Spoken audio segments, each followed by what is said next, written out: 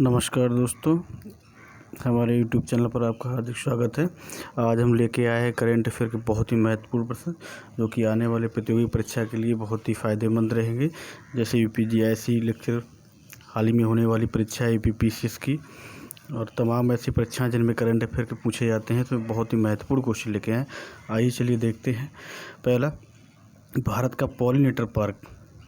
तो भारत का जो पॉलिनेटर पार्क है वो कहाँ खोला गया? उत्तराखंड। तो भारत का पॉलिनेटर पार्क जो है कहाँ खोला गया? उत्तराखंड में। दोस्तों याद रखना, उत्तराखंड वन विभाग ने 29 दिसंबर 2020 को भारत के पहले पॉलिनेटर परागण पार्क को जनता को समर्पित किया। इस पार्क का उद्देश्य, दोस्तों ध्यान रखना, इस पार्क का जो उद्देश्य है विभिन्न परागण प्रजातियों का संरक्षण करना, उनके महत्व के बारे में आम जनता के बीच जागरूकता पैदा करना है। अगला क्वेश्चन आइए देखते हैं।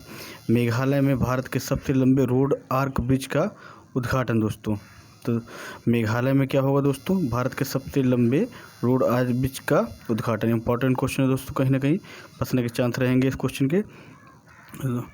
इसकी टैगलाइन देखते हैं दोस्तों। मेघालय के मुख्यमंत्री, तो मेघालय के मुख्यमंत्री भी याद रखना, कॉनराड के संगमा ने 22 जनवरी 2021 को मेघालय के पूर्वी खासी हिल्स जिले के शोवर में भारत के सबसे लंबे सड़क आर्क ब्रिज बाह्य ब्रिज का उद्घाटन किया। तो जिला अगर पूछा जाए तो हिल्स जिले के शोवर नामक स्थान पर उद्घाटन किया है।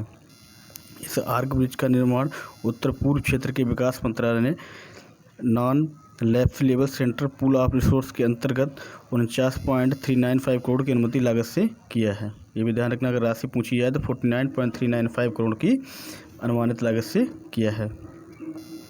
और इससे क्या मिलेगा लाभ? इससे पर्यटन क्षेत्र को बढ़ावा मिलने की संभावना है। अगला क्वेश्चन देखते हैं, आइए। गुजरात सरकार ने ड्रैगन फ्रूट का नाम बदलकर क्या रख दिया है? कमलम। तो ध्यान रखना, इंपॉर्टेंट क्वेश्चन है, अभी हाल ही में जल्दी में की बात है।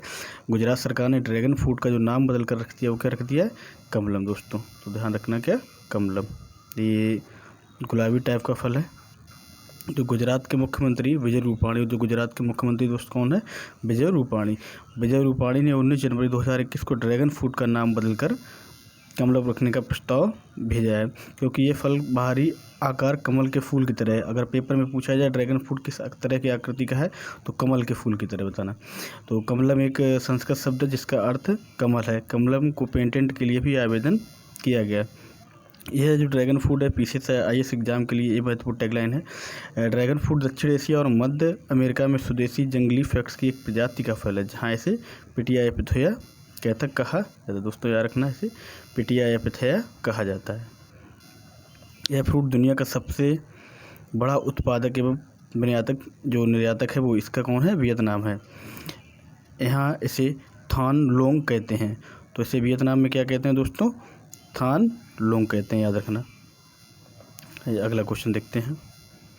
विश्व का सबसे बड़ा फ्लोटिंग सोलर प्रोजेक्ट। विश्व का सबसे बड़ा फ्लोटिंग प्रोजेक्ट जो है अभी हाल ही में लगाया गया, देखते हैं। 4 जनवरी 2021 को मध्य प्रदेश के नवीन ऊर्जा मंत्री हरदीप सिंह डंग ने बताया कि विश्व का सबसे बड़ा फ्लोटिंग सोलर प्रोजेक्ट राज्य के खंडवा जिले में नर्मदा नदी पर ओंकारेश्वर बांध पर बनने जा रहा है। तो दोस्तों पूछा जाएगा सबसे बड़ा फ्लोटिंग सोलर प्रोजेक्ट कहाँ पर लगाया गया हाल ही में? तो मध्य प्रदेश के राज्य में खंडवा जिले में नर्मदा नदी पर। ये इंपॉर्टेंट है, यहाँ पे इसे अंडरलाइन कर दिया है। तो दोस्तों याद रखना, ये ओंकारेश्वर बांध पर बनने जा रहा है। ये 600 मेगावाट वाले इस प्रोजेक्ट में अनुमानित निवेश राशि 3000 करोड़ रुपये है। अंतर्राष्ट्रीय वित्त निगम और विश्व बैंक और पावर, इन सब के सहयोग से ये लगा हुआ है। अगला क्वेश्चन बहुत इंपॉर्टेंट है दोस्तों। लद्दाख का त्योंकर रामसर स्थल घोषित है। जो लद्दाख का त्योंकर है रामसर, वो स्थल घोषित किया गया है। 24 दिसंबर 2020 को भारत ने लद्दाख के त्योंकर आर्द्रभूमि क्षेत्र को देश के 42वें रामसर स्थल के रूप में घोषिट किया है। दोस्तों याद रखना, 42वें रामसर स्थल के रूप में घोषित किया है। अगर साइट के मुद्दे कितनी रामसर साइट हैं तो कितनी है? 42। अगला देखते हैं। यह दर्जा आर्द्र भूमियों पर अंतर्राष्ट्रीय रामसर कनेक्शन द्वारा प्रदान किया गया है। त्योंकर घाटी एक अत्यधिक ऊंचाई वाला आर्द्र भूमि क्षेत्र है, जहाँ पर 2 जल प्रताप हैं। चांगथांग क्षेत्र के दक्षिण में लगभग 438 हेक्टेयर में विस्तृत मीठे पानी की झील स्टार्थपुक तिसो और उत्तर में 1800 हेक्टेयर क्षेत्र में विस्तृत खारे पानी की झील त्योंसरकर खुद स्थित है। तो लद्दाख में ही क्या है दोस्तों, एक मीठे पानी की झील और एक खारे पानी की भी झील है। जो मीठे पानी की झील है वो कौन सी है दोस्तों, स्टार्तपुक त्सो, और खारे पानी की झील जो है त्योंसरकर स्थित है। और अगला क्वेश्चन, भारत और वियतनाम के बीच आवासीय शिखर बैठक, भारत और वियतनाम के बीच आवासीय शिखर बैठक हुई है। तो भारत के प्रधानमंत्री नरेंद्र मोदी और वियतनाम के प्रधानमंत्री गुयेन शुआन फुक के बीच 31 दिसंबर 2020 को आवासीय शिखर बैठक हुई। जो बैठक हुई किन दो देशों के बीच हुई, भारत और वियतनाम। और वियतनाम के जो प्रधानमंत्री हैं वो कौन है, गुयेन शुआन फुक। इसका जो उद्देश्य क्या था, इस द्विपक्षीय शिखर बैठक को अति महत्वपूर्ण बताते हुए प्रधानमंत्री श्री नरेंद्र मोदी जी ने वियतनाम को भारत की एक्ट ईस्ट पॉलिसी का महत्वपूर्ण स्तंभ तथा हिंद प्रशांत क्षेत्र में अपना महत्वपूर्ण साझेदार बताया। अगला क्वेश्चन वेरी वेरी इंपॉर्टेंट दोस्तों, PSLV 50 द्वारा संचार उपग्रह CMS-01 का सफल परीक्षण किया गया है। याद रखना दोस्तों, बहुत ही इंपॉर्टेंट क्वेश्चन है, PCS के पर्पज से आने वाले सभी प्रतियोगी परीक्षाओं एग्जाम के लिए खास तौर पर।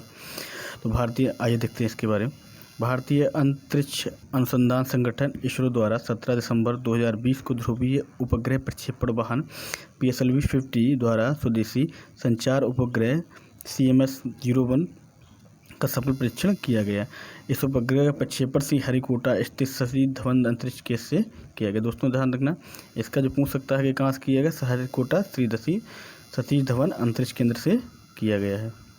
आइए अगला क्वेश्चन देखते हैं। देश में तेंदुओं की संख्या 62.5% की वृद्धि हुई। पूछ सकता है भारत में तेंदुओं की संख्या में कितनी वृद्धि हुई है, तो 62.5। दोस्तों याद रखना, बहुत इंपॉर्टेंट क्वेश्चन है ये सब। तो पर्यावरण वन एवं जलवायु परिवर्तन मंत्री कौन है, इसमें ध्यान रखना, प्रकाश जावड़ेकर। कभी कभी मंत्री पूछ देता है पर्यावरण वन एवं जलवायु परिवर्तन मंत्री कौन है, प्रकाश जावड़ेकर ने 21 दिसंबर 2020 को भारत में तेंदुओं की स्थिति 2018 रिपोर्ट जारी की। रिपोर्ट के अनुसार 2014 के बाद से 4 वर्षों में भारत में तेंदुओं की आबादी में 60% से अधिक की वृद्धि दर्ज की गई। रिपोर्ट में तेंदुओं की कुल संख्या 2018 में कितनी थी दोस्तों, 12,852। ध्यान रखना दोस्तों। अगला क्वेश्चन, भारत का पहला फायर पार्क। तो भारत का पहला फायर पार्क दोस्तों कहाँ लगा जा रहा है, उड़ीसा में। ठीक है, याद रखना, क्वेश्चन अगर पूछ दिया जाए भारत का पहला फायर पार्क कहाँ स्थापित किया गया, तो उड़ीसा में। और उड़ीसा के मुख्यमंत्री कौन है दोस्तों, नवीन पटनायक। तो उड़ीसा के मुख्यमंत्री नवीन पटनायक ने आम लोगों के विशेषकर छात्रों के बीच बुनियादी अग्नि सुरक्षा उपायों पर जागरूकता लाने एवं शिक्षित करने के लिए 5 जनवरी 2021 को अपनी तरह के पहले फायर पार्क का उद्घाटन किया है। तो दोस्तों कभी भी टैगलाइन भी पूछ लेता है, क्या है इसका मतलब, विशेषकर छात्रों के बीच बुनियादी अग्नि सुरक्षा उपायों पर जागरूकता लाने और शिक्षित करने के लिए। ठीक है दोस्तों, ये याद रखना। ये फायर पार्क उड़ीसा में कहाँ है, भुवनेश्वर में उड़ीसा फायर एंड डिस्ट्रिक्ट अकादमी के परिसर में अंदर स्थित है।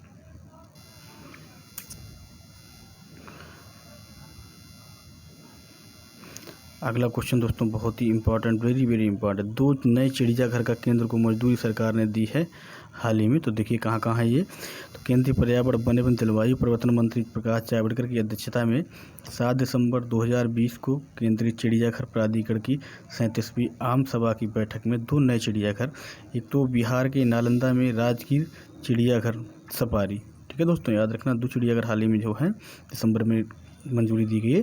तो एक है राजगीर चिड़ियाघर सफारी, ये देखना, एक राजगीर चिड़ियाघर सफारी दोस्तों। और दूसरा उत्तर प्रदेश के गोरखपुर में, दोस्तों ये इंपॉर्टेंट है बहुत ज़्यादा, शहीद अशफाक उल्लाह उद्यान को मान्यता दी गई है। ये अपना उत्तर प्रदेश में है दोस्तों। राजगीर चिड़ियाघर सफारी में विशेष रूप से केवल सफारी वाले हैं, ये भी याद रखना दोस्तों।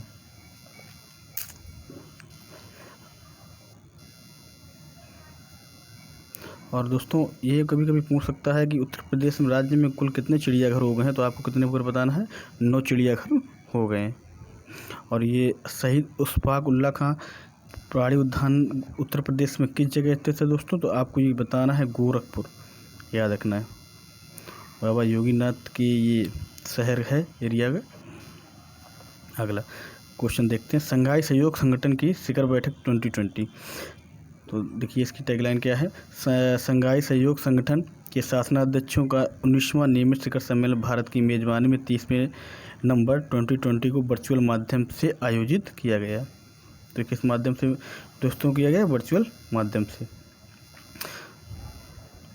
भारत के उपराष्ट्रपति वेंकैया नायडू ने सम्मेलन की अध्यक्षता की। तो ध्यान रखना, अगर पूछ दिया जाए कि किसने इसकी अध्यक्षता की है, तो वेंकैया नायडू, जो कि भारत के उपराष्ट्रपति हैं। अगला क्वेश्चन देखते हैं दोस्तों। भारत का पहला मास गार्डन नैनीताल में। तो दोस्तों भारत को जो पहला मास गार्डन खोला गया है वो कहाँ खोला गया दोस्तों? नैनीताल में। बहुत बहुत इंपॉर्टेंट क्वेश्चन है दोस्तों। तो आइए देख लेते हैं इसकी रिपोर्ट। उत्तराखंड वन विभाग में नवनिर्मित मास गार्डन को 21 नवंबर 2020 को लोगों के लिए खोल दिया गया है और कुमायूं के नैनीताल जिले में 10 हेक्टेयर क्षेत्र में विकसित इस मास गार्डन का उद्घाटन Waterman of India Rajendra Singh ने किया। तो दोस्तों याद रखना, ये वाटरमैन ऑफ इंडिया कौन है? राजेंद्र सिंह। कभी कभी पेपर में पूछ सकता है कि वाटरमैन ऑफ इंडिया कौन है? तो राजेंद्र सिंह।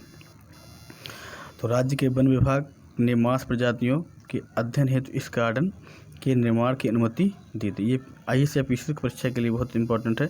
राज्य के वन विभाग ने मांस प्रजातियों के अध्ययन हेतु इस गार्डन के निर्माण की अनुमति दी थी, जो पारिस्थितिक तंत्र के उतार चढ़ाव पर सबसे महत्वपूर्ण संकेतक माना जाता है। आइए अगला देखते हैं क्वेश्चन।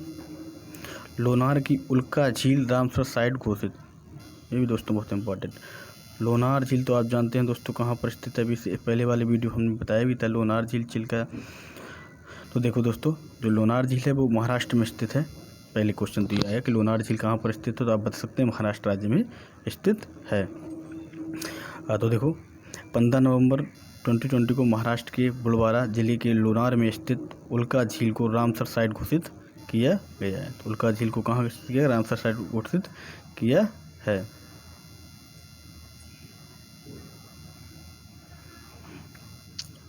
जो वेस्टलैंड अंतर्राष्ट्रीय रामसर कन्वेंशन द्वारा की गई संरक्षण की स्थिति है।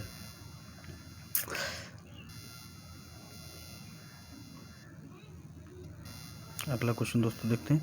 कांवरताल झील दोस्तों, ये देखिए कांवरताल झील दोस्तों कहाँ पर है? ये कांवरताल झील दोस्तों जो है बिहार में स्थित है। 16 अक्टूबर 2020 को रामसर कन्वेंशन के अंतर्गत बिहार के बेगूसराय स्थित, ये कहाँ स्थित है? बेगूसराय स्थित कांवरताल झील को रामसर साइट की सूची में शामिल किया गया है। यह बिहार का पहला रामसर साइट है। दोस्तों याद रखना, बिहार का पहला रामसर साइट कौन है? कांवरताल झील। महत्वपूर्ण चाहिए, इसलिए हमने यहाँ पे अलग से टैग किया है।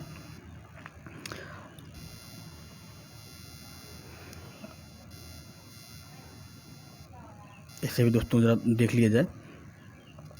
इससे पूर्व 28 जनवरी 2020 को केंद्र सरकार ने 10 झीलों को रामसर साइट, कितने झीलों को? 10 झीलों को रामसर साइट घोषित किया था, जिसमें उत्तर प्रदेश की 6 तथा पंजाब की 3 और महाराष्ट्र की 1 झील शामिल थी। दोस्तों याद रखना, हाल ही में भी कितनी झीलें केंद्र सरकार द्वारा रामसर साइट घोषित की गई हैं दोस्तों? 10।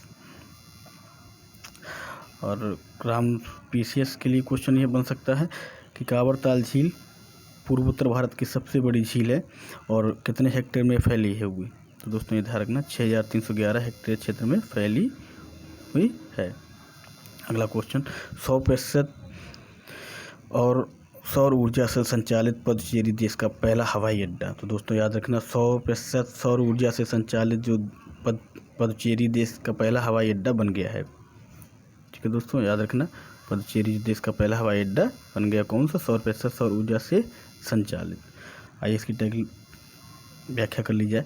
पुडुचेरी हवाई अड्डा भारतीय विमान प्राधिकरण का पहला ऐसा हवाई अड्डा बन गया है जो पूरी तरह से सौर ऊर्जा संचालित है। तो दोस्तों याद रखना, ये जो है पहला है ऐसा हवाई अड्डा जो सौर ऊर्जा संचालित है पूरी तरह से। यहाँ 2 अक्टूबर 2020 को अनुमानित 2.8 करोड़ की लागत के साथ 500 kV जमीन पर लगे सौर ऊर्जा संयंत्र को कमीशन किया गया। अगला क्वेश्चन देखते हैं। भारत